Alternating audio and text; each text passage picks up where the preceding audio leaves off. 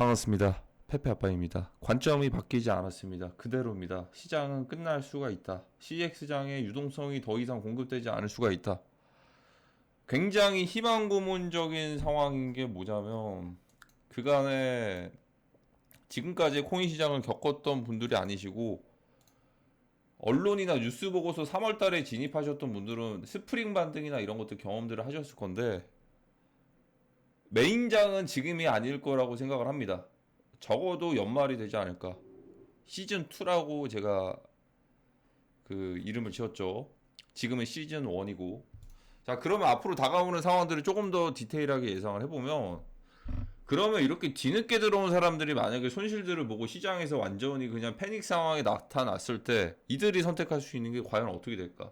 조금 더 똑똑해진 사람들도 있습니다. 예를 들어서 이제 최소한의 2030 직장인 분들은 조금 더 발빠르게 움직이게 됐어요. 그러니까 그냥 그대로 존버를 하는 것도 있는데 다른 것들 이제 신생 코인들이나 이런 것들 해가지고 편승하기도 하고 발빠르게 좀 움직여가지고 아마 좀 이제 복구를 한 사람도 있을 거예요. 물론 그냥 그대로 존버 해가지고 최악의 전략이 뭐냐면 예를 들어서 다른 애들은 다 가는데 비교적 펌핑들이 많이 됐었던 샌드박스 같은 것들이 있죠. 이게 중간중간에 물량들이 풀리고 락업 해제가 돼가지고 시가총액이 커지는 것들을 생각을 안 하고 내가 이때 당시 고점에 물려 있었던 코인이니까 이것만 계속해서 모아가는 거예요. 이것만. 이 코인만 계속해서 모아갑니다. 모아가다 보니까 불장 때 다른 애들 물론 이런 애들이 되게 많아요. 막 다 막 올라가는 건 아니었어요. 그러니까 시즌 1이라는 거예요. 그래서 평단을 낮춰가지고 계속해서 매집들을 했는데 예를 들어서 이때 매수했던 금액들이 2억 원인데 어쨌든 2억이 3천만 원이 됐어요. 근데 그걸 다시 최소한으로 이제 복구를 하고 멘징을 하려면 최소한의 바닥 대비해가지고 2배 정도는 상승을 해야 되고 그것도 있겠지만 바닥에서 매수할 시드가 2억 원 최소한의 2억은 아니더라도 1억 원은 있어야겠죠. 근데 그 구간 대비해가지고 물타기 할 자금들을 마련하기가 쉽지가 않았던 게 월급이 올라가는 것도 아닙니다. 기하급 수적으로 만약에 직장인 분들 기준으로 그리고 이제 기름값도 비싸졌고요. 물가도 올랐고 금리 또한 높아지는 상황이 나왔습니다.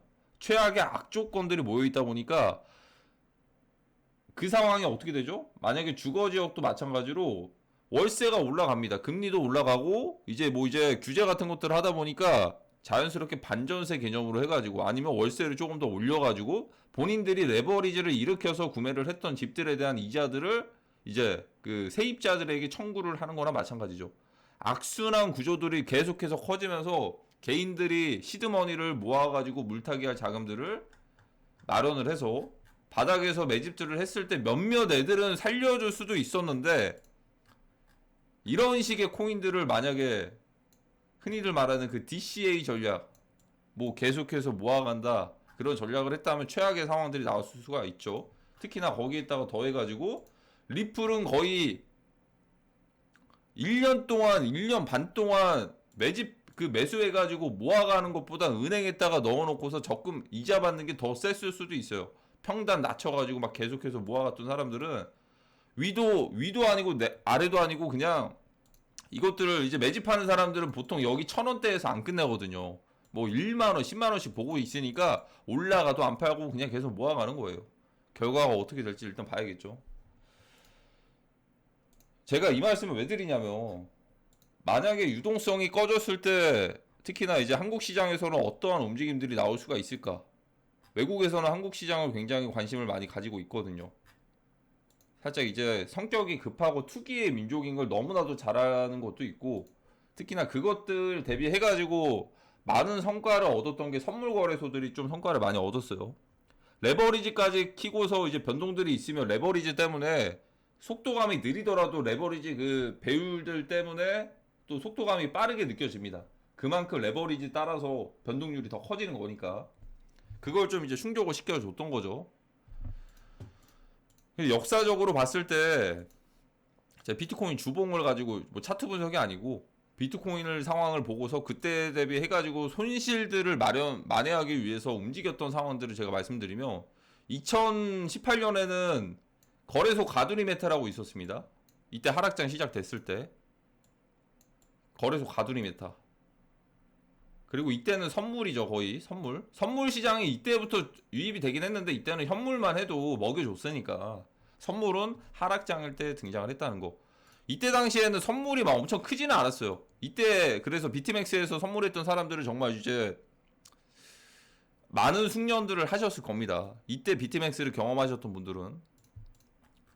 이때는 바이낸스랑 이런 데도 선물 거래가 없었고 크로스 마진 뭐 이제 하나씩 추가하던 시기였으니까. 그래서 그때 당시에 비트맥스에서 지금까지 이제 코인 시장에서 매매를 하시던 분들을 보면은 되게 좀 반가워요.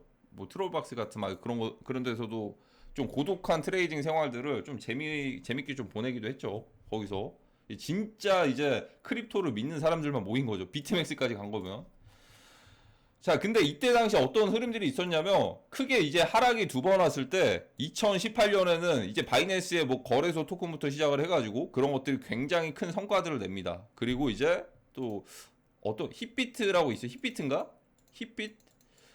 여기에서부터 시작을 해가지고 거래소 토큰이라는 메타들이 나오거든요. 거래소 토큰? 거래소 토큰들을 가지고 있으면 배당금까지 줬어요. 근데 그게 시장에 참여자들이 계속 많아지니까 이 배당금을 충당하고도 거래소 토큰 가격들이 올라갑니다.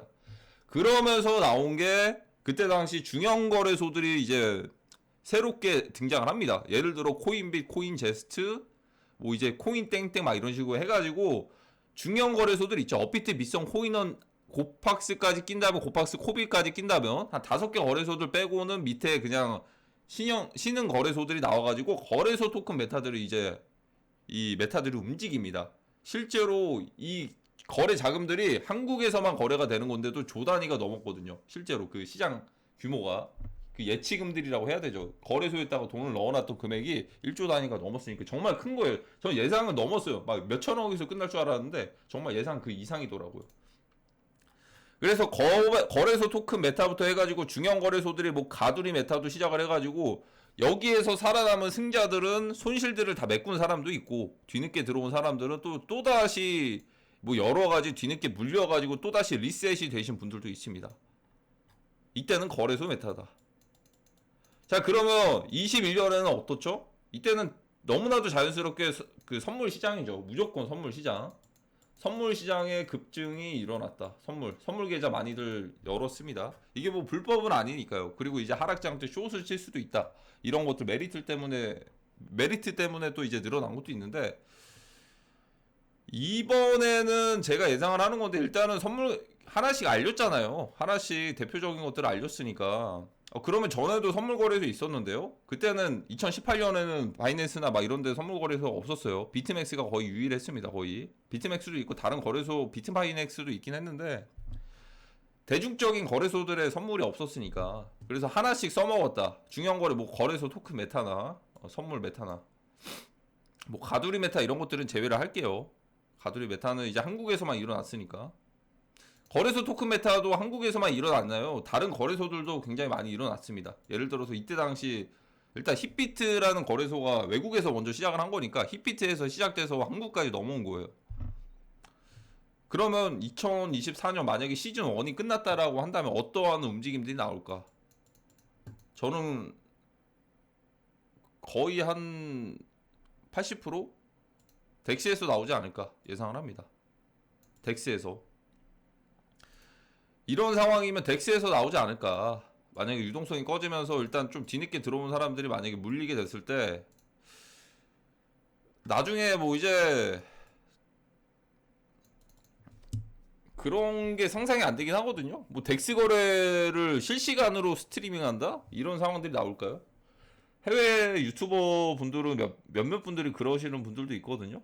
트위치 같은 곳에 해가지고 뭐 덱스 거래하면서 뭐 러그풀 실시간으로 당하기도 하고 막 이런 식으로. 근데 그런 상황들이 올지는 일단은 스트리밍까지는 모르겠는데 만약에 유동성이 꺼지고 손실들을 만회하기 위해 제2차적인 시장을 찾는다면 자연스럽게 덱스가 지금 상황에서는 좀 적합한 것 같아요. 그렇게 올 것 같아요. 그 구간에서 이제 디지털 지갑들을 한 번씩들 만드시겠죠? 지갑들을 한 번씩 만들고서 이런 게 덱스구나 하면서 느끼는 이 신규 지갑 개설이 굉장히 많아지는 예를 들어 나중에 코인리스나 이런 데서 메타마스크 앱 다운로드 수 뭐 몇천만 명 돌파 이런 식으로 나온다면 그건 아마 덱스에서 영향이 가장 클 것 같습니다. 덱스 때문에. 정말 좀 이제 지켜봐야겠죠. 아직은 4월 달이고 또 이제 얼마 안 남았으니까 그 개기일식이랑 또그 전에 올려드린 그 제우스 빔 같은 경우도 사실 이거는 그냥 예상이고 뭐 무조건 나온다는 없는데 뭔가 좀 다크팜이라는 그 작가가 올렸던 그림들이 반기독교적인 것들도 많고 요즘에 넷플릭스나 이런 데를 보시면 컨텐츠들이 주로 하나씩 껴있는 게 뭐 오징어 게임부터 뭐 그 더글로리부터 시작을 해서 여러 가지 드라마들 하나하나의 요소들이 좀 약간 좀 반기독교적인 그런 것들이 굉장히 많거든요. 약간 반기독교적인 그런 내용들이 있으면 어떻게 사람들이 인식을 하느냐면 이 사람들 자체를 완전 광신도로 바라보고 미치광이로 표현을 할 수도 있어요. 그러니까 여기서도 얘기를 하는 게 흔히들 말하는 그런 음모론적인 얘기들을 많이들 하잖아요. 그러니까 그런 얘기들이 다 허구다. 아, 그냥 완전히 진짜 망상에 걸려가지고 그렇게 생각을 하는 거구나 라고 생각을 할 수도 있습니다. 실제로 미디어의 힘은 굉장히 대단하거든요. 미디어의 힘은 그것들을 너무나도 잘 아는 거죠. 저희가 어쨌든 예전에 그런 무대들이 뭐 TV나 이런 데서 뭐 진행이 됐다면 예전에 지금은 이제 유튜버들을 많이 하니까 유튜브도 뭐 그런 것들이 뭐 굉장히 많을 겁니다. 너무나도 요즘에 티가 너무 대놓고 나기도 하고 그러니까 그거 대비해가지고 그냥 자체적으로 그 예수님 그 하나님이 오신 그 날이 그 탄생하신 날이 뭐 이제 크리스마스 막 그런 거라고들 알고도 계시잖아요. 근데 이스라엘 기준으로 BC 6년인가? 2월 28일 음력으로 해서 제가 좀 찾아보니까 외국 쪽에서 좀 그것들을 밀고 있는 사람이 몇 명 있어가지고 4월 6일이라고 하더라고요. 그리고 4월 6일 그리고 3일 뒤에 다시 이제 3월 9일이 4월 6일에서 3일 뒤면 3일 뒤에 다시 이제 부활을 하신 거니까 4월 9일? 아, 모르겠네. 이거 너무 좀 개기식이랑 좀 맞아 떨어지긴 하는데 그게 뭐 이유가 있나? 4월 9일에 된 게 좀 아이러니하긴 하네요. 지켜봐야 될 것 같습니다. 근데 만약에 그런 거죠. 이게 붓다빔이라는 게 사실 예전에는 종교적인 의미에서 빔이 나온 적은 없거든요. 대표적인 빔이 제가 생각이 나는 게 이때는 갑자기 알라메다 리서치 거기서 급락을 시켰고 이때는 크레이그 라이트가 BSV 이때는 시진핑이